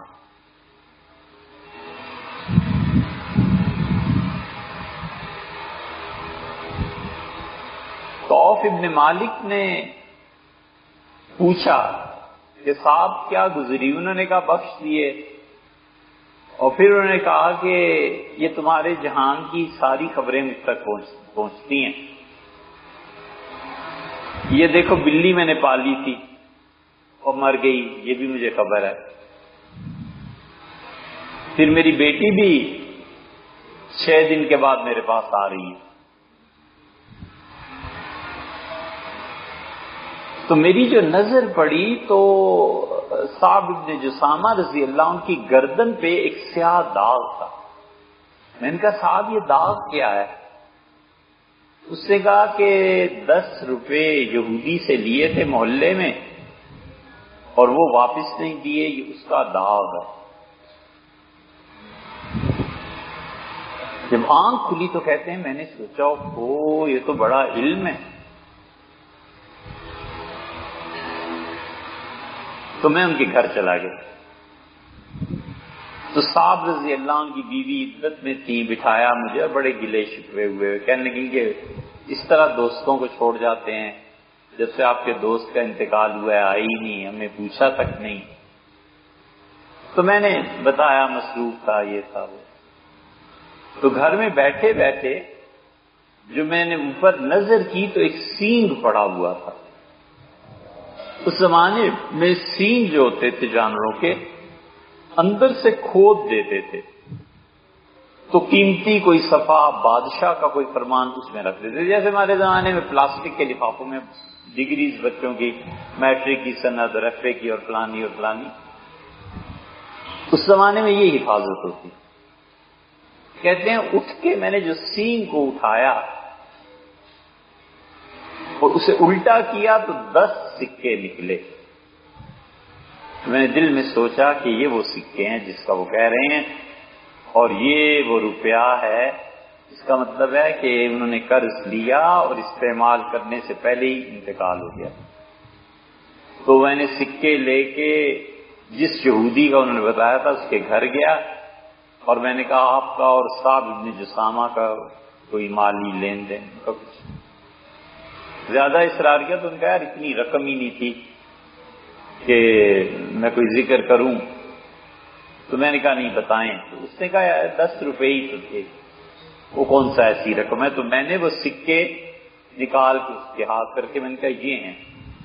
وہ دیکھتا رہا، پھر کہنے لگا خدا کی قسم یہی رقم دی تھی، یہی سکے تھے. تو میں نے دل میں سوچا کہ ایک بات تو پوری ہوئی. پھر ان کے گھر گیا تو میں نے کہا کہ ان کی اہلیہ سے کہ کوئی کام کوئی چیز پیش آئی ہو تو بتائیں. ان کا کچھ بھی نہیں. میں نے کہا صاحب کے انتقال کے بعد کوئی گھر میں؟ ان کا میں تو سمجھتی ہوں کچھ نہیں. ہاں البتہ یہ کہ ایک بلی تھی اس نے بڑے شوق سے پالی تھی، وہ مر گئی. میں نے کہا یہ دوسری بات بھی ٹھیک ہو گئی. پھر میں نے کہا وہ صاحب کی بیٹی کہاں، اس کا کھیل رہی ہے. اور میں نے کہا بلاؤ. بلائی گئی تو اس سے بخار تھا. تو کہنے لگی ماں اس کی کہ اسے بخار ہے کئی دن سے، تب کھیلنا چاہتی تھی بچوں کے ساتھ. تو میں نے کہا کھیل لو، دل بہل جائے گا تمہارا. تو میں چپ رہا اور 6 دن پھر میں گیا تو اس بچی کا انتقال ہو گیا. کہتے ہیں اس سے مجھے اندازہ ہوا کہ 3 باتیں انہوں نے کہی تھیں اور تینوں پوری ہو گئی.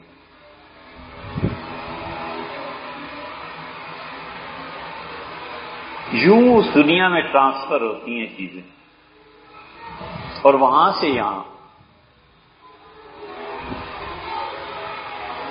بہت لوگوں کے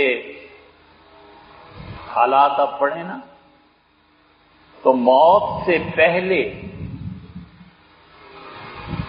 بہت لوگ یہ کہتے ہیں کہ ماں لینے آئی تھی، ابا خواب میں آئے تھے. حضرت رشید احمد صاحب گنگوئی رحمۃ اللہ علیہ کا جب انتقال ہوا، انتقال حضرت رحمۃ اللہ کا بہت معمولی چیز پہ کیڑے نے کاٹ لیا. اب 1905 میں کہاں بجلی اور کہاں یہ چیزیں اپنے گاؤں میں تھے. کیڑے نے کاٹ لیا، اس سے بخار ہوا، انتقال ہو. انتقال سے پہلے ایک دن فرمانے لگے کہ پیر و مرشد حضرت حاجی امداد اللہ صاحب مہاجر مکی رحمۃ اللہ علیہ تشریف لائے. اس سے پوچھا حضرت پھر؟ تو فرمایا تشریف لائے تھے اور حضرت تو جب لے جائیں گے تو خیر کے ساتھ ہی لے جائیں گے. مطلب یہ کہ دنیا میں میرا اتنا خیال رکھتے تھے تو اب شاید آخر یہ ہو جاتا ہے. اس جہان میں پھر اطلاع ہو جاتی ہے کہ یہ چیز کرو، یہ چیز کرو.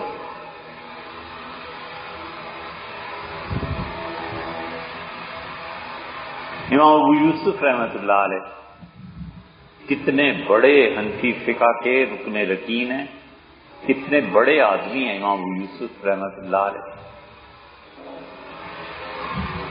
کرخی، ابو الحسن کرخی رحمۃ اللہ علیہ، اب تک کون ان کے پائے کا ہوگا.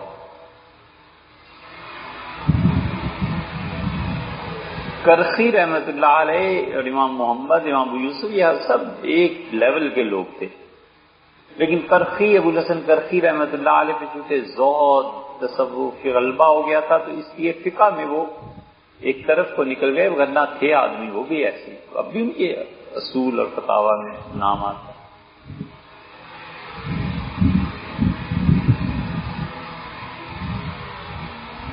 امام ابو یوسف رحمۃ اللہ ملنے گئے اور کرخی اپنی مسجد کی دہلیز پہ امام ابو یوسف رحمۃ اللہ کو چھوڑنے کے لیے آئے. اور جب ہاتھ ملا رہے تھے تو امام ابو یوسف نے کرخی کے کان میں کہا کہ ابو الحسن آئندہ تمہاری مسجد میں نہیں آؤں گا. ان کا حضرت خیریت؟ کہنے لگے میں کسی کو کیا بتاؤں، یہ اوپر دیکھتے ہو یہ ساری لڑکیاں کھڑی ہیں اور مجھے بلا رہی ہیں، یہ تمہارا حال ہے.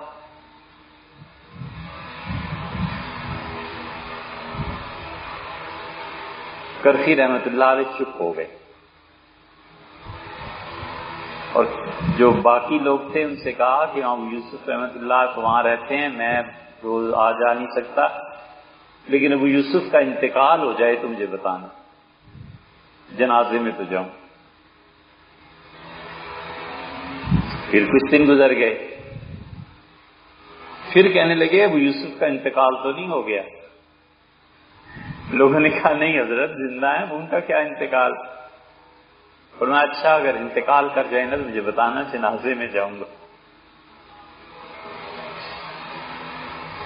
پھر ایک دن اطلاع آئی کہ وہاں ابو یوسف رحمۃ اللہ علیہ کی آج تدفین ہو گئی، دفن کر دیے گئے. تو بہت ناراض ہوئے کہ تم نے مجھے ان کے جنازے سے بھی روک دیا، بتایا نہیں. تو ان سے پوچھا کسی نے کہ حضرت یہ آپ کو شبہ کیسے ہو گیا تھا کہ وہ انتقال کر جائیں گے؟ اچھے بھلے چنگے پھر رہے تھے.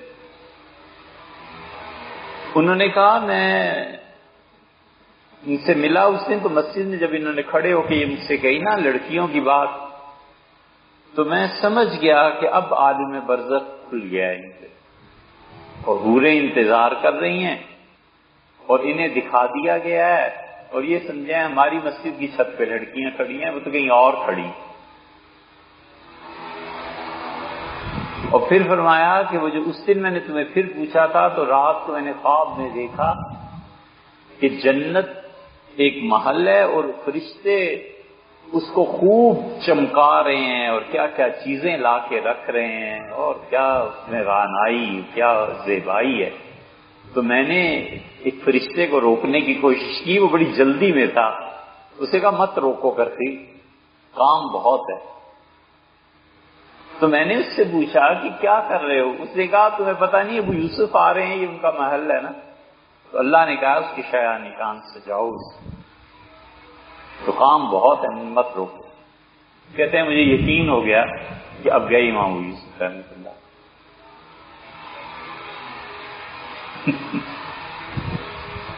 وفات سے بالکل پہلے ان کے شاگرد آئے ہیں ہمیں دیکھنے کے لیے. جو ابو یوسف رحمۃ اللہ نے فرمایا کہ رمی کیسے کی جائے، پیدل جا کے یا سواری پہ؟ تو انہوں نے کہا پیدل. انہوں نے کہا سنت کے خلاف ہے. ان کا پھر سواری پہ، ان کا یہ بھی سنت کے خلاف. ان کا حضرت نہ پیدل جائیں نہ سواری پہ جائیں تو رمی ہوگی کیا؟ انہوں نے کہا یہ جمرہ جو دو ہیں نا ان پہ سواری پہ جانا افضل ہے. تیسرا جمرہ جو ہے اس پہ سواری پہ نہیں گئے تھے رسول اللہ صلی اللہ علیہ وسلم، تو اس لیے وہاں پیدل جانا افضل ہے، یہاں سواری پہ جانا افضل ہے. شاگرد کہتے ہیں ہم باہر نکلے اور عورتوں کے رونے کی آواز شروع ہو گئی. ابو یوسف گئے.